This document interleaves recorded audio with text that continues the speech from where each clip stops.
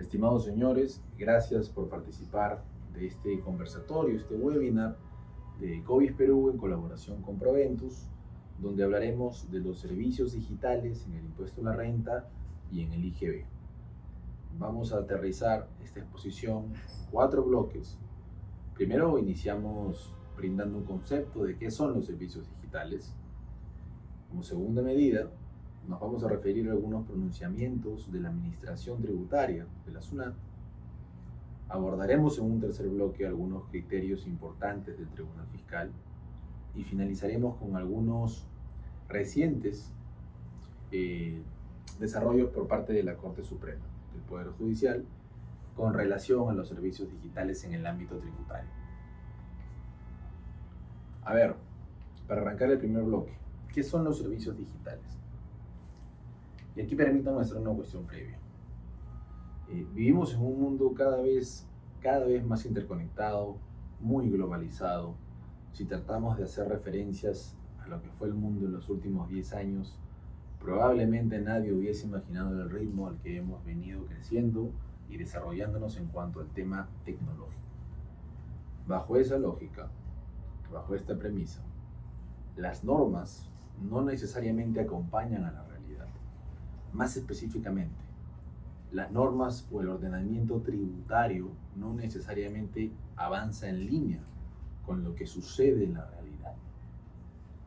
No es esquivo para nadie que muchas veces los desarrollos comerciales, sociales, privados, lo que pasa en el nivel empresarial, termina por no encontrar algún tratamiento correlativo, algún tratamiento específico o algún tratamiento idealmente diseñado para esa situación en el ordenamiento jurídico.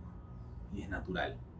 Es natural porque el derecho responde a lo que sucede en la realidad y el derecho debería hacer su mejor esfuerzo para acoplarse pues a la situación, al momento, al contexto o a la circunstancia que estamos atravesando. Dicho esto, nuestra legislación tributaria, tanto a nivel del impuesto a la renta como a nivel del IGB, establecen ciertas características para entender lo que es un servicio digital. En principio se trata de servicios que son prestados a través de Internet o de una tecnología similar. Y la segunda característica muy particular, porque de este punto es que surgen algunas controversias que veremos más adelante, tanto a nivel administrativo como judicial, es que estos servicios sean esencialmente automáticos. Esto implica, el ser esencialmente automáticos implica que en el servicio exista una poca intervención humana. Es decir, que el factor humano no sea preponderante para la existencia del servicio y que el mismo pudiese subsistir, completarse, brindarse o ejecutarse con ausencia de este factor, del rasgo o del atributo personal. El Tribunal Fiscal además ha establecido algunos parámetros para entender cuándo nos encontramos frente a un servicio digital que comprendería pues estas dos características. Reitero, prestados a través de Internet o tecnología similar y ser esencialmente automáticos. Y esos criterios del Tribunal Fiscal como máxima autoridad tributaria a nivel administrativo claramente, responden a que el servicio sea lógico, sea interactivo y que la intervención humana nuevamente sea accesoria o mínima y no sea un factor para la prestación del servicio. Con relación al tema tributario, ya específicamente al impacto o a la imposición conforme se han regulado estos servicios, una particularidad. Nuestra ley del impuesto a la renta en principio refiere que cuando se trata de sujetos no domiciliados para fines tributarios, coloquialmente llamados extranjeros para fines tributarios, estos únicamente serán sometidos a imposición en el Perú por las rentas de fuente peruana que generen.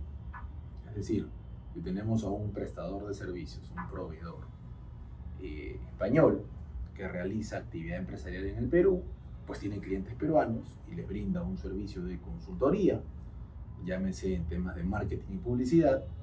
Nuestra ley del impuesto a la renta en esos casos indica que la retribución generada por esta persona o esta empresa española únicamente podrá someterse a imposición en el Perú si es que aquella retribución califica como renta de fuente peruana. Para dicha definición, precisamente hay una lista taxativa en la ley del impuesto a la renta. Hay, digamos, ciertas actividades que están predispuestas a generar renta de fuente peruana, siendo que otras, naturalmente, fuera de la lista, no. La característica común, tratándose de sujetos no domiciliados, que finalmente tributen, estén sujetos a imposición con base en el impuesto de renta en el Perú, responde pues a que la actividad que realicen se ejecute en el país. Digamos que esta es una circunstancia general, es una regla, es una situación típica. Sujeto no domiciliado que realiza actividad empresarial en el país tiene pues impacto tributario para fines del impuesto de la renta, pues será sujeto de imposición. Y típicamente la imposición va asociada a una retención del impuesto de la renta que el pagador, es decir, la empresa peruana usuaria del servicio, tendría que poner a disposición del sujeto no domiciliado. Ojo con lo que digo. En este ejemplo, en esta situación típica, la regla es que el servicio se preste en el país, se ejecute en el Perú, dentro del territorio nacional. Pero la ley del impuesto de la renta contempla ciertas excepciones. Excepciones según las cuales no se requiere el factor de presencialidad para que el sujeto no domiciliado sea incidido con el impuesto de la renta. Bajo esta lógica, dentro de aquellas excepciones, el sujeto podría brindar su servicio y encargarse de la ejecución del mismo completamente desde un lugar alejado del Perú, fuera del territorio nacional, e igualmente ser sometido a imposición en el Perú y tener que contribuir con el impuesto de la renta, que será otra vez aplicado vía retención por parte del sujeto que paga o destina tal retribución hacia el exterior. ¿Correcto? Una de esas excepciones la configuran los servicios digitales, cuya definición ya hemos revisado y hemos incluso citado algunas características típicas que tienen estos servicios. Ahora, ojo con lo que digo. Entonces, para los servicios digitales en la ley del impuesto a la renta no se requiere la presencia física del prestador del servicio. El proveedor podría estar en otro país y ejecutar su trabajo o su labor, en el ejemplo que les puse, la consultoría, desde aquel otro país, sin haberse acercado un solo día a Perú. Sin embargo, por el tipo de servicio y al calificar como digital, habrá una imposición en cuanto al impuesto a la renta, y una imposición importante, como regla general del 30%, que será, reitero, aplicada vía retención. Quédense con estas características y vamos ahora a ver algunos ejemplos de servicios digitales. El reglamento de la ley del impuesto a la renta señala pues, mediante una lista enunciativa, que ciertos servicios califican también como servicios digitales. Entre ellos menciona mantenimiento de software, soporte técnico al cliente en red, aplicación de hospedaje, provisión de servicios aplicativos. Es decir, es una lista que el reglamento se ha encargado de incorporar en el ordenamiento tributario y que ciertamente para el reglamento de la ley del impuesto a la renta evidencian la presencia de servicios digitales. Acá viene una cuestión interesante.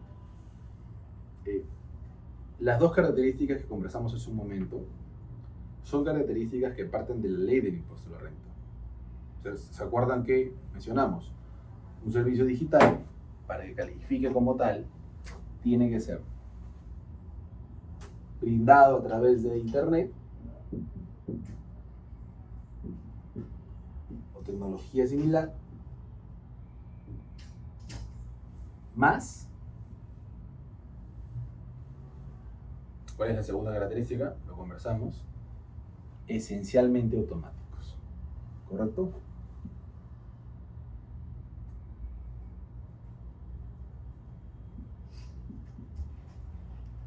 Esencialmente automáticos. Dentro de la definición, y así debemos entender, servicios digitales, dos características esenciales. Dentro de esta definición podrían existir infinidad de servicios. infinidad de servicios y conforme el mundo se vaya desarrollando, al ritmo que se está desarrollando, hablar de una posibilidad de cuantificar o de listar todos los servicios que se entiendan como digitales es una labor imposible. Sin embargo, sin perjuicio de que este universo es enorme y por ahora puede seguir creciendo, el reglamento de la ley del impuesto a la renta nos ha indicado que existen ciertos tipos de servicios que califican como digitales. Mencioné algunos: mantenimiento del software,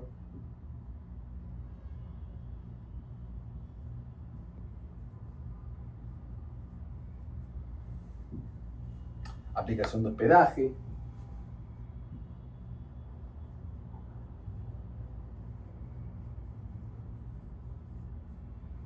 tenemos almacenamiento de páginas de internet,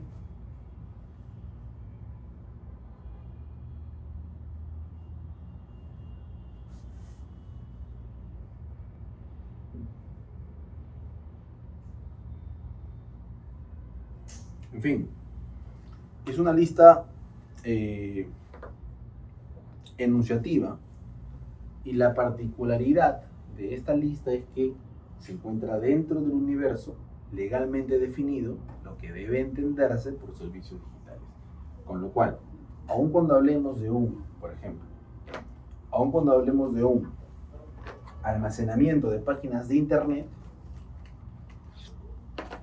dicha prestación tendría que encontrar, solo por poner un ejemplo, tendría que encontrar uniformidad en la validación de los requisitos antes señalados. El primero y el segundo. Internet, esencialmente automático. Aun cuando tengamos una lista enunciativa en el reglamento de la ley del impuesto a la renta, la lectura con base en la ley tendría que hacer que dicha lista pase igualmente por un análisis, por una revisión, para fines de validar que cumpla con ambos requisitos. ¿Correcto? La ley del IGB, por su parte, también ha desarrollado una lista de los que deben, de algunas prestaciones que se entienden como digitales, ¿no? Habla, por ejemplo, del almacenamiento de información, habla de la intermediación en la oferta y la demanda de bienes o servicios, habla del acceso a redes sociales o provisión de contenido o funciones adicionales en estas, el almacenamiento de información. De hecho, hace poco, y lo vamos a mencionar un poco, lo vamos a detallar al final, pero hace poco venimos siendo testigos de la denominada tasa Netflix, la tal llamada también tasa Airbnb.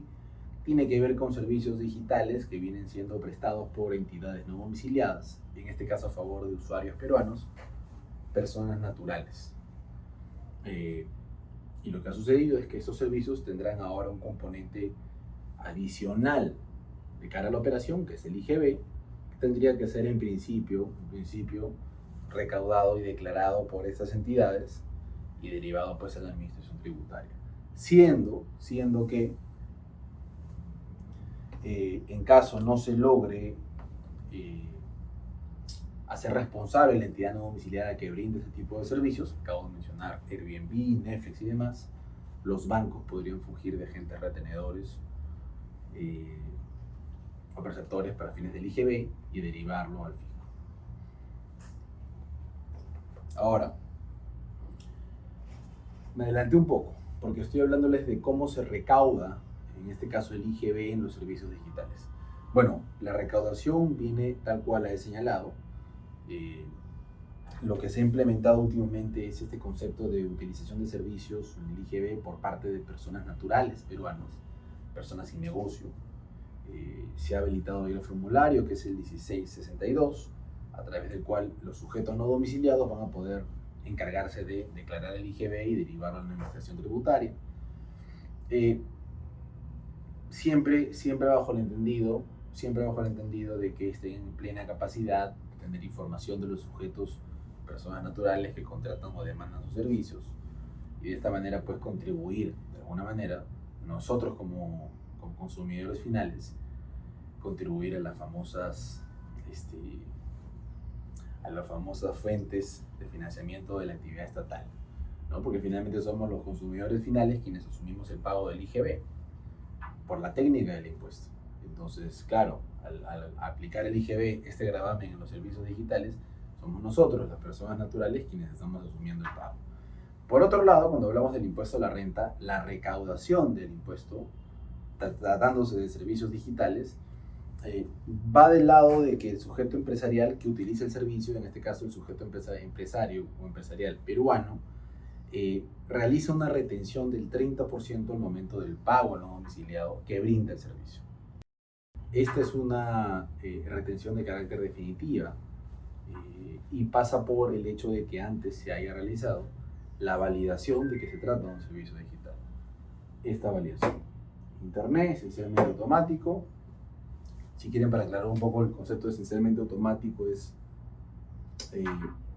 accesoriedad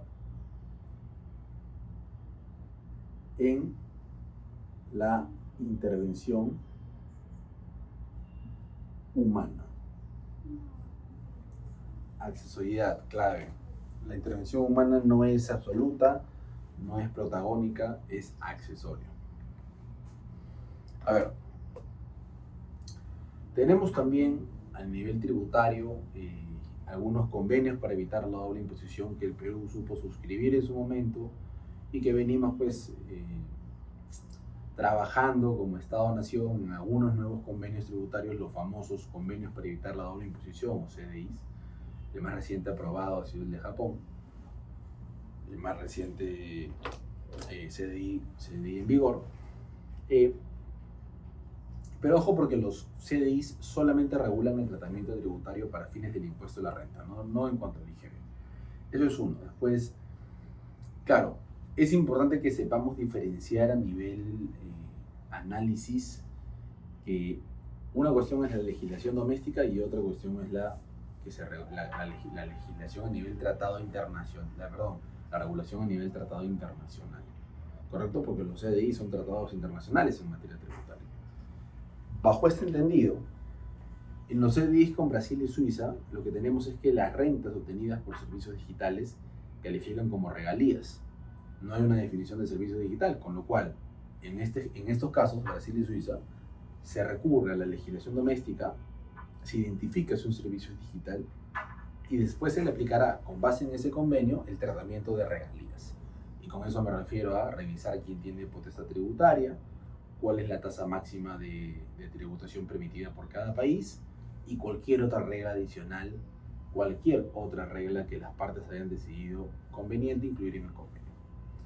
En los casos de los CDIs con Chile, Canadá, Portugal, Corea, México y Japón, no hay una mención expresa a servicios digitales, con lo cual estos serán considerados como, digamos, operaciones que permiten generar beneficios empresariales, que es la regla o el estándar básico de los convenios. No se consideran como regalías, no se consideran como ganancia o renta del capital, no se consideran como intereses, no se consideran como dividendos, se consideran como beneficios empresariales. Y habrá que ver, de acuerdo al tipo de convenio y a cada uno de ellos, cómo es que tributan los beneficios empresariales, siendo que por regla estándar, los beneficios empresariales que genere una empresa residente del Estado contratante a través de su actividad comercial en el Estado contratante B, tributarán por regla en el Estado contratante A solamente, en el Estado donde el prestador del servicio es residente, salvo que se configure un establecimiento permanente en B, que no sería el caso, pero que podría ocurrir en la medida que la operación contemple acciones que así lo demandan. ¿De acuerdo? Pronunciamientos de la SUNAT. Y esta parte es interesante. A ver, primero hablaremos del informe 39-2024. Claro. Voy a resumir un poco el informe 39-2024 que va en contra del criterio, va en contra del informe 110-2019 de la SUNAT.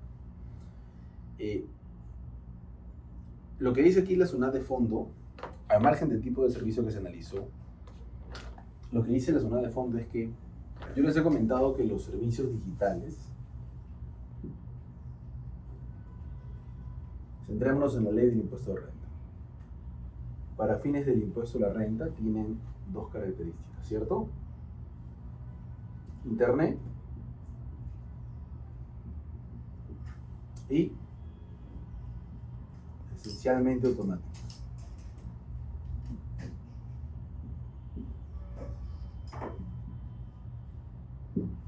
Esencialmente automáticos. Bajo esta lógica, hemos conversado que, digamos, esto es ley del impuesto a la renta, LIR. Bajo esta lógica hemos conversado que existe en el reglamento una serie de servicios que para el reglamento de la ley del impuesto a la renta calzan pues como servicios digitales. Acá hemos hablado de, por ejemplo, mantenimiento de software.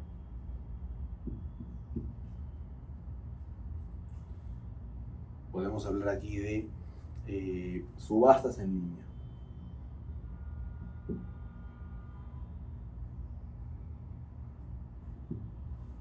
Y podemos hablar, solo para finalizar, de capacitación interactiva.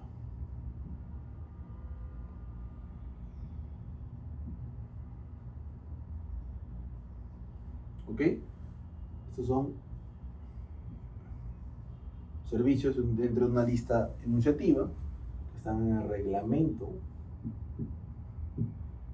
de la ley del impuesto a la renta. Lo particular es que en este informe de la SUNAT, al margen de los servicios objeto de análisis, lo importante es el criterio. Y el criterio de la SUNAT es que estos servicios, para que califiquen como digitales y por lo tanto se aplique la retención del 30%, no requerirían de ser analizados a la luz de estas dos condiciones concurrentes.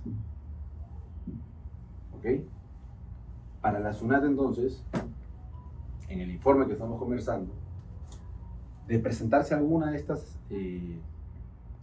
situaciones o servicios que están en el reglamento, tendríamos un servicio digital, con la consecuencia de deber aplicar el 30% por concepto de impuesto a la renta vía retención al momento del pago de la retribución. ¿Ok? Criterio complejo. Criterio que va en contra además de un informe del año 2019, 610, y que va en contra además, o que fue en contra además de muchísimas resoluciones del Tribunal Fiscal, que si bien no llegaron a formalizarse a través de un criterio de observancia obligatoria, sí configuran una doctrina jurisprudencial importante. Porque siempre hemos entendido, siempre hemos entendido que incluso estos servicios de reglamento, que continúan, hemos citado 3, pero hay más, tendrían que pasar por el filtro de las condiciones indispensables para respondernos si estamos frente a un servicio digital o no.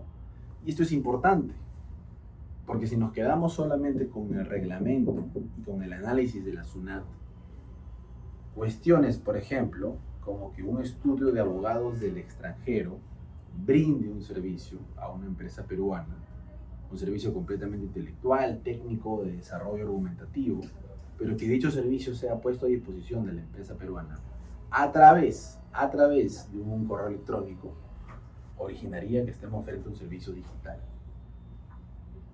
Claro, un correo electrónico podría entenderse como ciertamente tecnológico.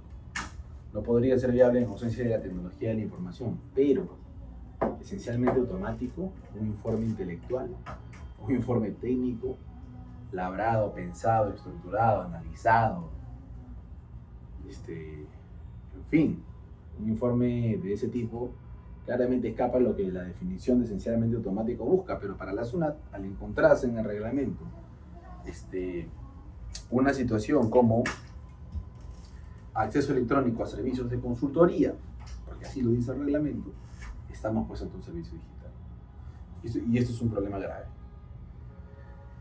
Ahora, una cuestión adicional, ¿no? En el mismo año, el año pasado, el informe 49/2024 de la SUNAT se refiere a la consulta de un contribuyente que aterriza en los servicios de mantenimiento de software y soporte técnico al cliente en red.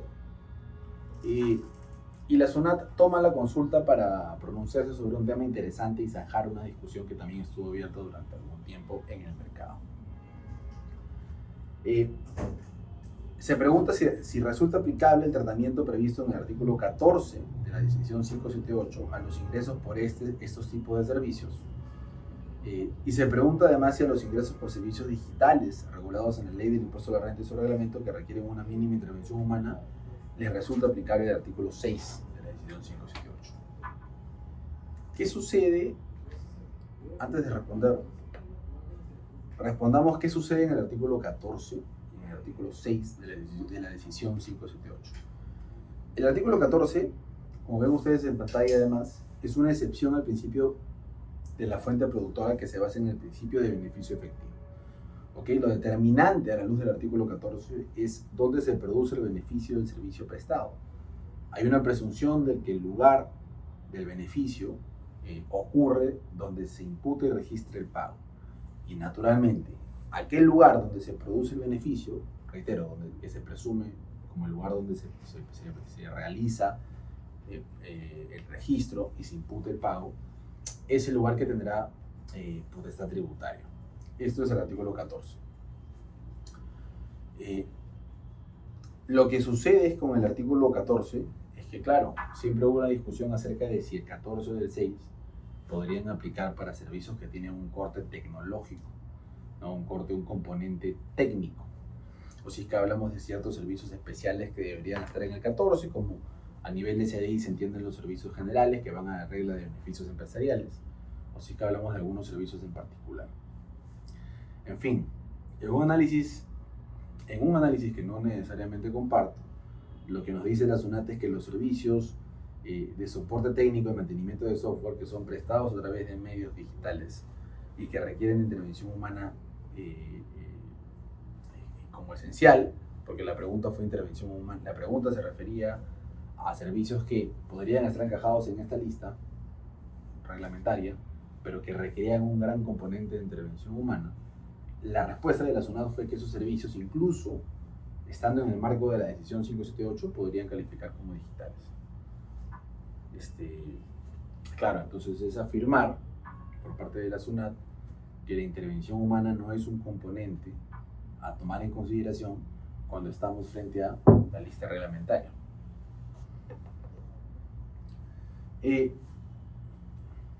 Yo quiero aquí que, y solo para terminar de indicar lo que me parece, no lo dije, y el artículo 6, en cambio, a diferencia del artículo 14 que se basa en el principio de beneficio efectivo, el artículo 6 se basa en el principio de fuente productora y nos dice que los beneficios resultantes de las actividades empresariales solo serán gravables por el país miembro donde las actividades se hubiesen efectuado. Claramente, durante mucho tiempo tuvimos una imposición en el mercado que algunos servicios que bajo la ley del impuesto de renta, bajo la legislación doméstica, calificaban como digitales, se les pueda pues llevar, o se les pueda tratar, cuando estamos en el ámbito de la comunidad andina, bajo el principio del artículo 6, bajo el principio de fuente productora, porque al solo ser gravables, la rentabilidad generada por estos servicios, por parte del país miembro donde se hubieran realizado las actividades, permitiría decir que un proveedor ecuatoriano que brindó servicios técnicos que califican como digitales una empresa peruana, solo podrían grabarse en Ecuador.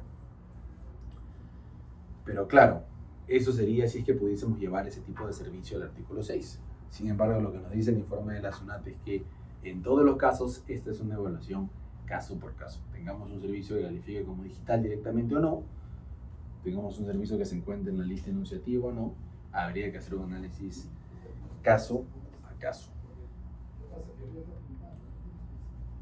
Criterios del Tribunal Fiscal, ya estamos en el bloque 3. A ver. El criterio emitido por la SUNAT, o los últimos criterios compartidos por la SUNAT, son claramente contrarios a lo que y lo dije hace un momento, mucha doctrina jurisprudencial nos ha dicho. Lo que permítanme hacer un espacio en la pizarra.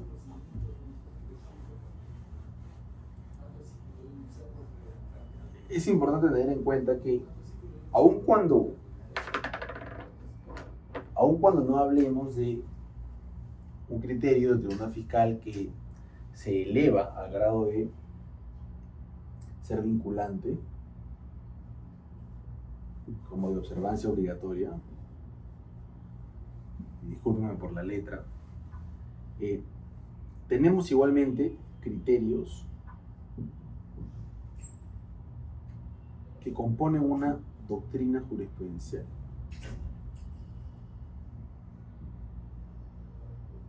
¿Ok? Y los criterios que componen una doctrina jurisprudencial son claros en el sentido de que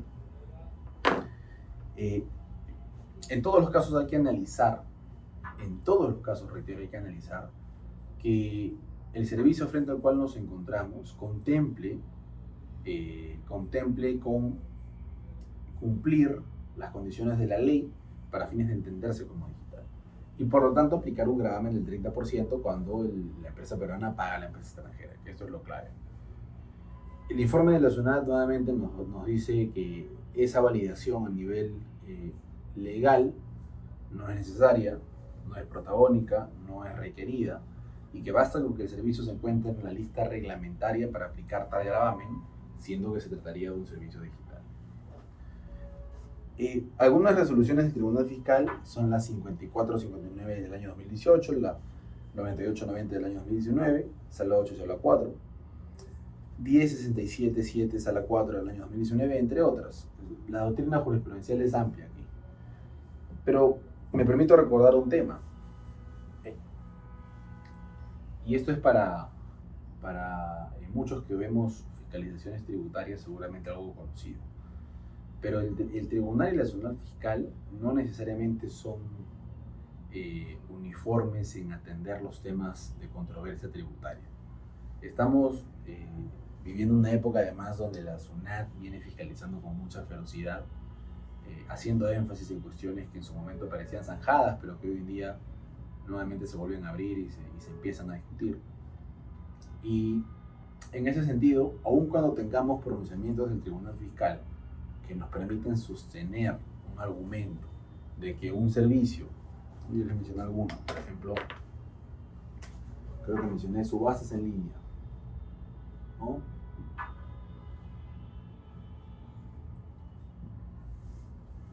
Eso que está en el reglamento, aun cuando para la batería de jurisprudencia del Tribunal Fiscal tiene que cumplir con los criterios o las condiciones necesarias para calificar como servicio digital. Aun cuando eso sea así de claro, la SUNAT considera que un servicio que se encuentra en el reglamento de la ley del impuesto a la renta ya califica como digital.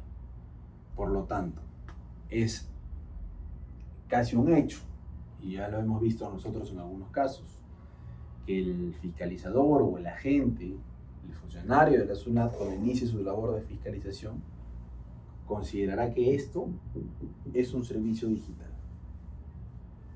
sin vacilar en el análisis de arriba.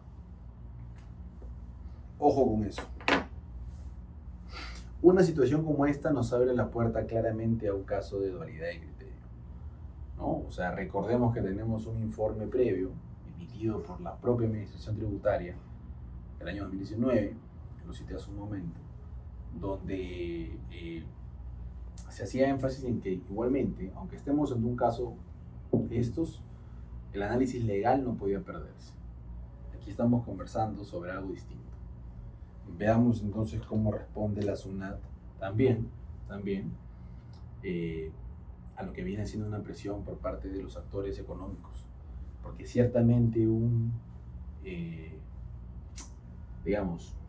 fiscalizador que acote o que cuestione o que exija a la empresa peruana el 30% que no se retuvo, que no se aplicó vía retención al proveedor no domiciliado, puede poner en serios aprietos a la empresa, definitivamente.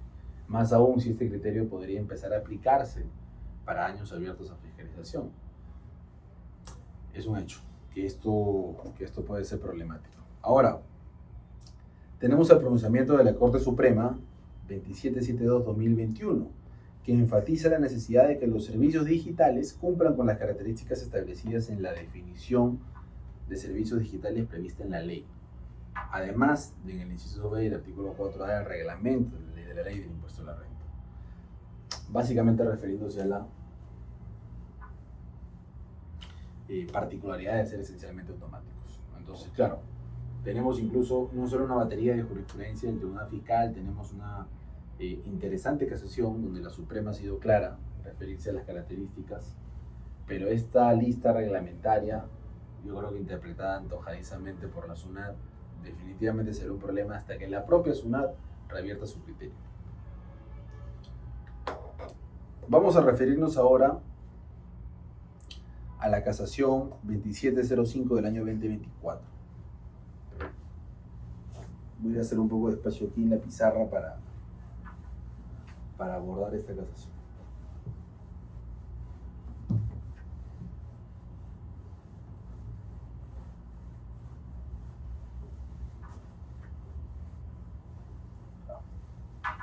A ver. Tenemos un caso. La empresa domiciliada X contrató con Y, vinculadas, ¿ok? Empresa X contrata a empresa Y. Económicamente relacionadas o vinculadas. Para brindarle servicios empresariales. Según Y, estos servicios no calificaban como digitales, debido a que no se llevaron a cabo mediante el Internet, pues su ejecución consistió en la realización de labores intelectuales a cargo de profesionales especializados, quienes de manera remota elaboraron respuestas específicas a consultas determinadas. Entonces digamos que X está en Perú, Y está en el extranjero. ¿Ok? Y brinda servicios digitales para la SUNAT, ojo, ahora le pongo las comillas. Servicios digitales, pese a que estos requieren de una, aquí vamos a ponerlo, labor intelectual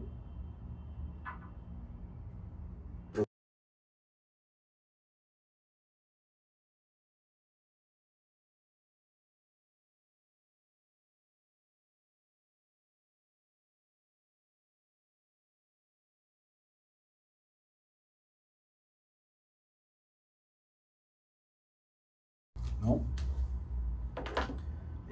La SUNAT consideró que se trataban de servicios digitales para fines del impuesto a la renta en la modalidad de acceso electrónico a servicios de consultoría,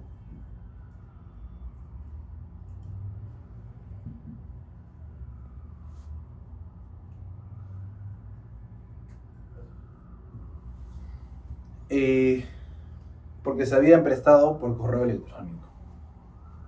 El argumento más fuerte, entre otros, pero el argumento más particular o pintoresco es que se brindó el servicio por correo electrónico.